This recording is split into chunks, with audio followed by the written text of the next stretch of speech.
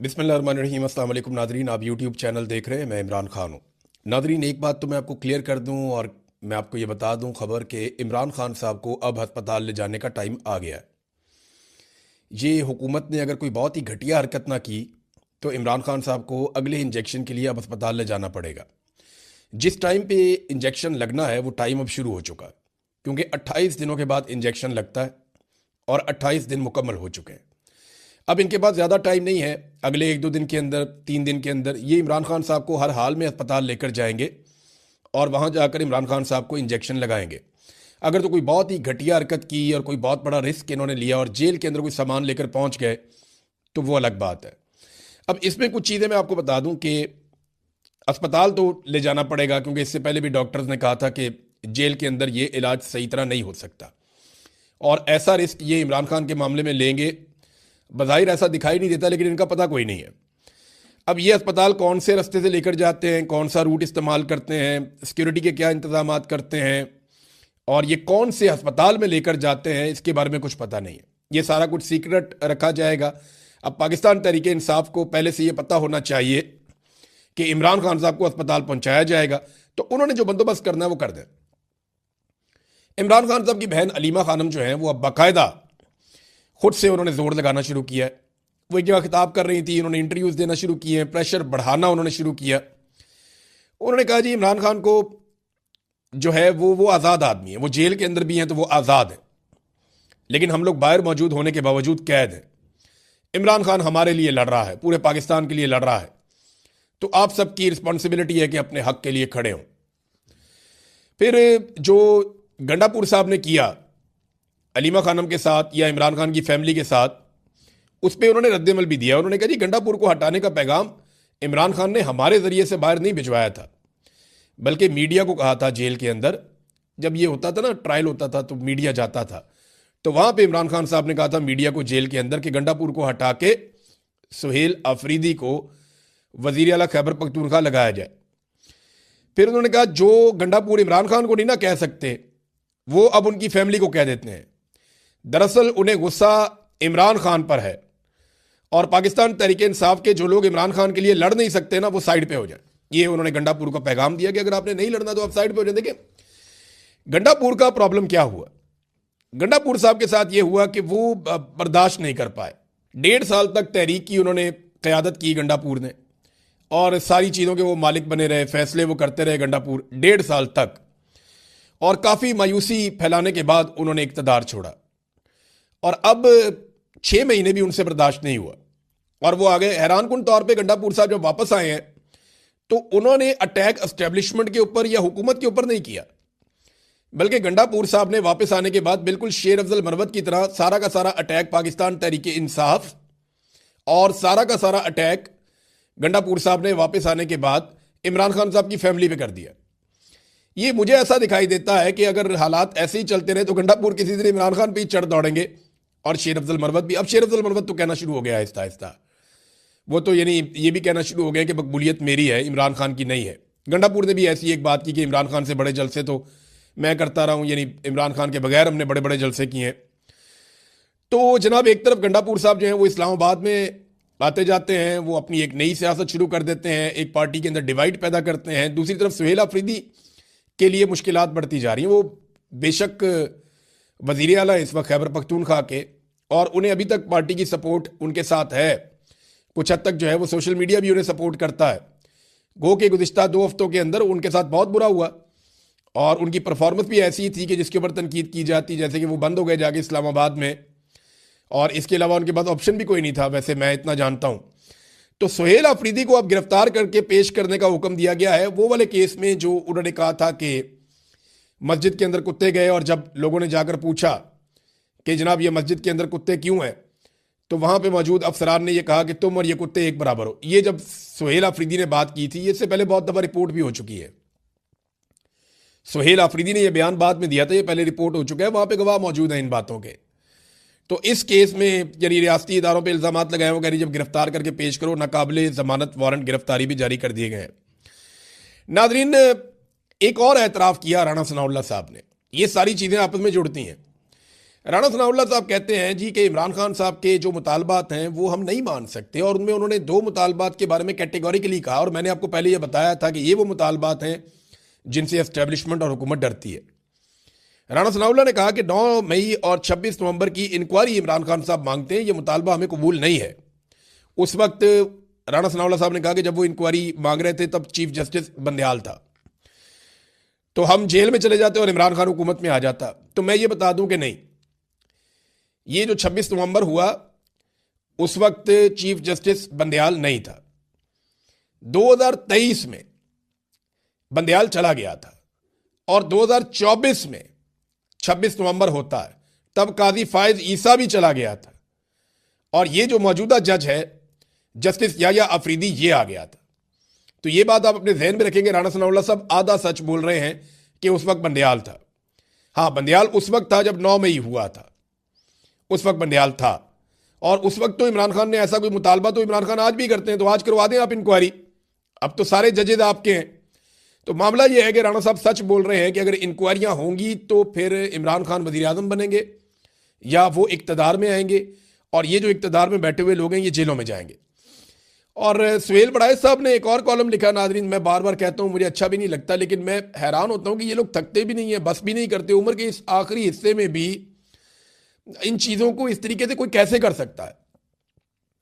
यानी उन्होंने एक और कॉलम लिखा फिर तकिया पाकिस्तान तरीके इंसाफ पे और इमरान खान पे, कि जनाब डील क्यों नहीं करते, माफी क्यों नहीं मांगते, इनको ट्रैक पे आना पड़ेगा, जब तक ये ट्रैक पे नहीं आएंगे तब तक ये नहीं होगा, वो नहीं होगा। ये क्या कॉलम है भाई?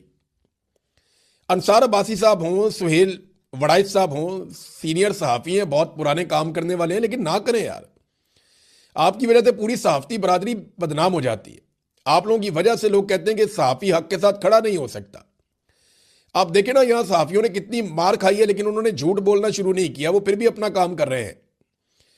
कितने सहाफ़ी गिरफ्तार हुए, क्या हुआ सिद्दीक जान के साथ, समी इब्राहिम साहब के साथ, और ये मकबूल जान साहब के साथ, क्या हुआ मुतीउल्लाह जान के साथ, असदपुर को भी गिरफ्तार किया गया, और बहुत सारे सहाफ़ी हैं जिनको बार बार गिरफ्तार किया गया, शाहिद असलम को गिरफ्तार किया गया।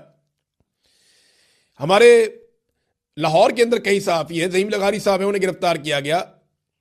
फिर आप देखें जो शाकिर रहमान साहब के साथ हुआ, बेशुमार लोग हैं, वो सारे अपना काम करते हैं, नई नस्ल इज्जत बनाने की कोशिश कर रही है। आप लोग लुटिया डबो रहे हैं पाकिस्तान की। अरशद शरीफ भी सहाफ़ी था, ये आप लोग क्या कर रहे हैं? यानी एक कॉलम लिख दें कम से कम आप, जिसमें आप ये कहें कि पाकिस्तान का आर्मी चीफ ट्रैक पे आ जाए। किसी जगह पे ये लिख दें पाकिस्तान की इंटेलिजेंस एजेंसियां ट्रैक पे आ जाएं। किसी जगह पे लिख जाए कि पाकिस्तान की मिलिट्री एस्टेब्लिशमेंट पाकिस्तान की सियासत के अंदर किरदार अदा करना बंद कर दे। ये आप लिखते नहीं है, ये आप लिखते हैं नवाज शरीफ जब मुश्किल में होता है तब लिखते हैं। तो ये हरकतें आप ना करें मेहरबानी करके कि पीटीआई ट्रैक पे आ जाए। भाई वो ट्रैक के ऊपर ही है ना, यही तो जमहूरियत का ट्रैक है कि जनाब हमने पाकिस्तान में रूल ऑफ लॉ लेकर आना है, मैंडेट का एहतराम होना चाहिए, और हम गलत चीज को गलत कहेंगे और नहीं मानेंगे, यही आज़ादी इज़हार राय है। लेकिन इनका ट्रैक पता कौन सा है? जहां पे सारे सर नीचे करके गुलामों की तरह चलते हैं जैसे ये खुद चल रहे हैं। नाजरीन एक और कार्रवाई डल गई पाकिस्तान में, ये तो होना ही था। ये जो फायरवॉल लेकर आए थे ना मुबैना तौर पे 40 अरब रुपए की, ये 40 अरब रुपए खाला जी का वाड़ा नहीं है, 10 अरब डॉलर के अंदर पूरी एयरलाइन बेची है आपने। दुनिया की बड़ी एयरलाइन पीआईए 10 अरब में बेची है, 38 तैयारों समेत। दर्जनों उनके बैनुल अक़वामी और मुल्क के अंदर रूट्स हैं उनके समेत, उसकी एक गुडविल है उसके समेत, बेशुमार ट्रेंड स्टाफ है उसके समेत। और भाई 10 अरब का तो उनका सिर्फ वो मलबा पड़ा हुआ है जो स्पेयर पार्ट्स हैं उनके पास, और बहुत सारी बिल्डिंगें इमारतें इनके समेत पीआईए बेची है इन्होंने। अब जब ये इन्होंने पीआईए बेची 10 अरब में, तो 40 अरब की इन्होंने फायरवॉल लगाई थी चाइना से लेकर, वो पाकिस्तान के सिस्टम में इंटीग्रेट ही नहीं की। और ये पहले दिन से जो टेक्निकल लोग थे वो बता रहे थे कि ये आप हरकत ना कीजिएगा, लेकिन क्योंकि कमीशन अच्छा मिलता है ना जिन सौदों में, वो सौदे हो जाते हैं।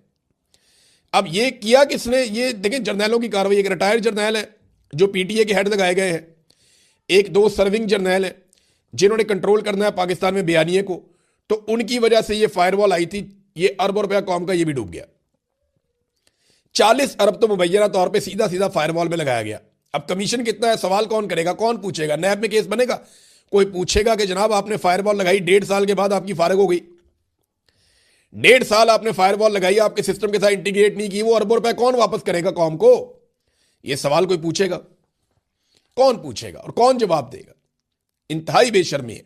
और ये फायरवॉल लगाने की वजह से हुआ एक और काम, वो ये हुआ कि पाकिस्तान के अंदर जो फ्रीलांसर्स काम कर रहे थे और अरबों रुपए का काम कर रहे थे, उनका नुकसान हो गया और वो अपना काम उठाकर अपने दफातर पाकिस्तान से बाहर ले गए। अब वो जाके पाकिस्तान से बाहर बैठे हुए हैं, वहां काम कर रहे हैं, पैसा वहां पे आ रहा है। तो पाकिस्तान के अंदर जो पैसा आता था वो पैसा आना भी बंद हो गया, और जो फायरवॉल लगा के इन्होंने चीजें हासिल करनी थी वो भी नहीं कर पाए। हाँ, इनके पास इसका एक मुतबादल सिस्टम है, वो पहले से है, उसको इन्होंने एडवांस किया। उसके जरिए से ये रीच को रोकते हैं मुख्तलिफ यूट्यूब चैनल्स की, मुख्तलिफ वेबसाइट्स की, और पीटीए के जरिए से ब्लॉकिंग भी करते हैं। तो ये चीज़ें करते रहते हैं। लेकिन जो ये लेकर आए थे एक बहुत बड़ा ख्वाब देख करके हम बिल्कुल हर चीज़ को छन्नी कर देंगे, वो ये नहीं कर पाए और फायरवॉल का प्रोजेक्ट पाकिस्तान के अरबों रुपए डबो कर फारिग हो गया। फ्रीलांसर्स पाकिस्तान से निकल गए और ये इन्होंने आईटी का पाकिस्तान में बहुत बड़ा नुकसान भी कर दिया और पाकिस्तानियों का पैसा भी डबो दिया।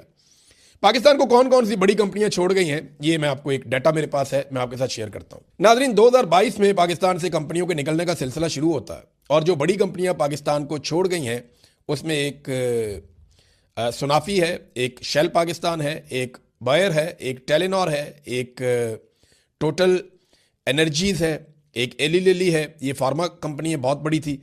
और इसके बाद वेट्रिक्स है, फिर लोटे है, फिर उसके बाद एक कंपनी माइक्रोसॉफ्ट टेक्नोलॉजी, वो पाकिस्तान को छोड़ गई 2025 में।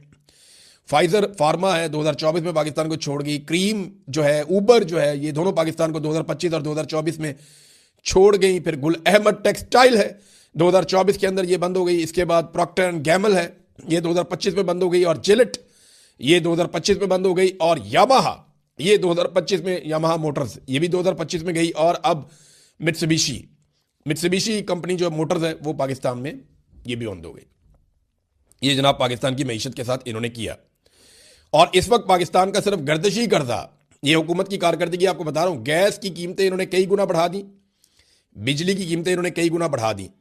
कीमतें बढ़ाने के बावजूद आज जो गैस के ऊपर सिर्फ गर्दिशी कर्जा है ना, जो पैसा पाकिस्तानियों ने देना है, वो 3,283 अरब रुपया है। 3,283 अरब रुपया, ये जनाब आपने सिर्फ पैसा देना है गैस के ऊपर, ये आपके ऊपर कर्जा चढ़ा हुआ है। और इलेक्ट्रिसिटी के ऊपर भी लगभग कोई 2,000 से 2,500 अरब के बीच में ये वेरी करता रहता है। तो लगभग 5,500 अरब आपने सिर्फ देना है क्या, गर्दिशी कर्जा, गैस का और बिजली का। ये पाकिस्तान के साथ मौजूदा पाकिस्तानी हुक्मरानों ने किया। हालांकि जब ये गैस और बिजली की कीमतें बढ़ा रहे थे तो इनका दावा था कि अब हमें जो है वो गर्दिशी कर्जे से जान छुड़ानी पड़ेगी। वो कैपेसिटी पेमेंट ही आप बहुत ज्यादा देते हैं, यानी अगर आपने 3,000 अरब पे किया ना कंपनियों को, तो उनमें आपको 1,000 अरब की बिजली मिली है और 2,000 अरब आपने उनको वैसे ही दे दिया। कैपेसिटी पेमेंट, ये जो घटिया किस्म के मुआहदे किए थे ना नवाज शरीफ साहब ने, जरदारी साहब ने, ये वो घटिया किस्म के मुआहदों की हम कीमत चुका रहे कि 3,000 अरब का हमने बिल दिया, 2,000 अरब जो है वो हमने बिला वजह दे दिया और 1,000 अरब की हमें बिजली मिली। हम जब 1 यूनिट खरीदते हैं तो 3 यूनिट के पैसे देते हैं, सादी बात यह है।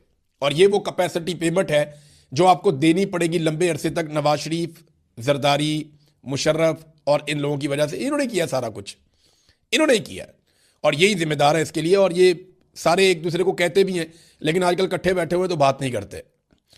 नाजरीन, बोर्ड ऑफ पीस में जो ममालिक शामिल है ना, वो बड़े कमजोर से मुल्क हैं। कोई बड़ी ताकत इसके अंदर शामिल नहीं हुई। ना रशिया गया, ना चाइना गया, ना जर्मनी गया, ना फ्रांस गया, ना बरतानिया गया, ऑस्ट्रेलिया भी नहीं गया, इंडिया भी नहीं गया, तो दुनिया के जापान भी नहीं गया। दुनिया के जो बड़े और ताकतवर ममालिक हैं वो बोर्ड ऑफ पीस का हिस्सा नहीं बने। तो इसकी आलमी सतह पर कोई वक़्त ऐसी है नहीं। 2 रियासती हल, ये पाकिस्तान के अंदर आगे तो पाकिस्तानी ये बात करते हैं कि 2 रियासती हल हमें चाहिए। यानी मैं हैरान हो रहा था, पाकिस्तान का जो सरकारी मौक़िफ़ है वो ये है कि इसराइल या नेतन्याहू की शमूलियत से हमें कोई परेशानी नहीं है बोर्ड ऑफ पीस में। इनको तो मुतालबा रखना चाहिए था कि जंगी मुजरिम में इसको शामिल ना करें, लेकिन वो कहते हैं इसराइल या नेतन्याहू के शामिल होने से हमें कोई परेशानी नहीं है, जबकि साथ में वो ये भी नहीं कहते कि जनाब फ़लस्तीन को शामिल कर दें। यानी फ़लस्तीन का फैसला फ़लस्तीनियों ने करना है ना, तो उनको शामिल करें आप, लेकिन उनकी शमूलियत के लिए भी मुतालबा नहीं किया जाता। देखिए, ये जो बोर्ड ऑफ पीस है, ये एक्चुअली इसके मालिकान अमेरिका और इसराइल हैं, और उन्होंने अलामती तौर पे भी कभी ये नहीं कहा कि फ़लस्तीनी रियासत बनेगी या फ़लस्तीनियों को कोई हक वगैरह मिलेगा। तो ये सारी कहानी है जो पाकिस्तानियों को सुनाई जा रही है, और ये सिर्फ डोनाल्ड ट्रंप से ताल्लुकात बढ़ाने का एक बहाना है और कुछ भी नहीं है, या ताल्लुकात अमेरिका के साथ रखने का एक बहाना है। कमज़ोर मुसलमान मुल्क है, उन्होंने कहा ठीक है जी, बना लेते हैं तलक।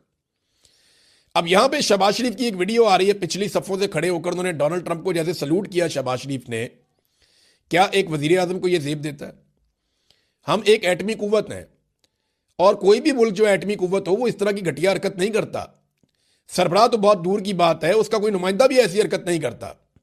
डोनाल्ड ट्रंप को दूर से देखकर पीछे से सलूट मारते हैं, पाग लगे रहन, ये क्या तरीका है? इमरान खान ने शहबाज शरीफ का नाम अर्दली रखा, और शहबाज शरीफ ने हर रोज साबित किया कि वो इस नाम के मुस्तहिक है।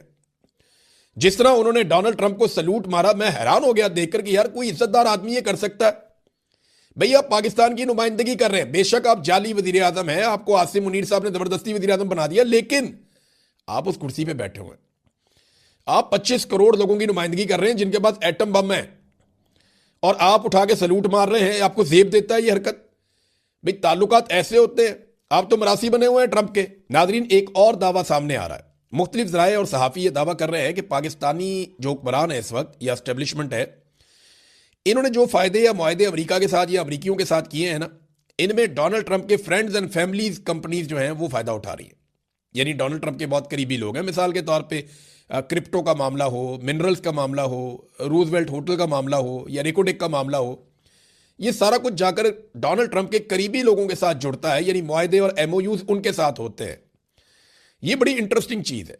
डोनाल्ड ट्रंप को खुश रखने के लिए क्या उनके आसपास के तमाम लोगों को पाकिस्तानी हुकूमत अपने सरकारी वसाइल से नवाज रही है? तो इन खबरों के मुताबिक तो इसका जवाब है कि हाँ, ऐसा ही है। और आखिरी खबर नाजरीन, ये हमजा खान जो कैनेडियन शहरी हैं, ये बड़े होनहार तालिब इल्म हैं, वो रिसर्च कर रहे थे, पीएचडी थीसिस के ऊपर अपना काम कर रहे थे, इंसानी हकूक और सियासी इस्लाम पर। वो लिबरल्स का नुक्ता नज़र जानना चाहते थे, और पाकिस्तान में वो ये काम करने के लिए आए थे। अब जनाब उन्हें अगवा कर लिया गया, क्योंकि वो मुलाकातें कर रहे थे ऐसे लोगों से जिनका पॉइंट ऑफ व्यू हुकूमत को पसंद नहीं है, या ऐसे लोगों से जिनके साथ रियासत ने जबर किया, जुल्म किया, गैर इंसानी सलूक किया। वो इनके इंटरव्यूज लेकर अपना थीसिस कर रहे थे। तो भाई, वो तो अपना पढ़ाई लिखाई का काम करने के लिए आया, बंदा आपने उठा के अगवा कर दिया।